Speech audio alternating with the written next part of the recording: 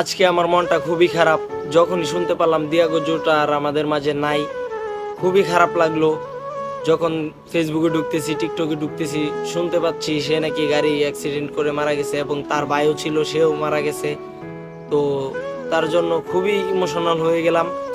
Portugal supporter যারা আছে এবং লিভারপুল সাপোর্টার যারা আছে তারাও অনেক ইমোশনাল হয়ে গেছে।